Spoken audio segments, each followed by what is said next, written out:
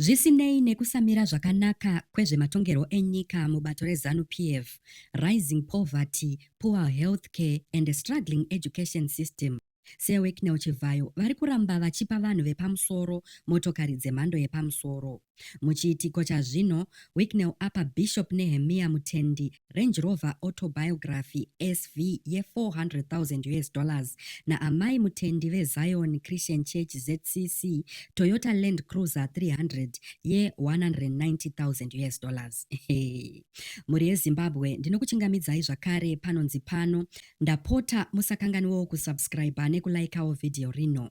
Wicknell apembedza kupa kwake vaviri ava nekurumbidza mabasa eZCC ekubatsira vanhu, achisimbisa kutsigira kwavari kuita nherera, vakwegura nezvirongwa zvenharaunda. Wicknell ataura zvakare kuti akambodoneta $1 million kuchechi iyi mumazuva apfuura. Kunyange hazvo Wicknell achiti maitiro ake anotsigira vanoshaya, vanopikisa vanoti mashandisiro ake emari haasi ekunzwira vamwe vakawanda vanotambura nekuoma kuri kuita zvinhu muZimbabwe. Vapfumi vanoramba vachipfuma, nepo vagariwo zvavo vachitambura neurombo, zvipatara zvichikundikana uye dzidzo iri kuparara. Makorokoto amai naBaba Mutendi.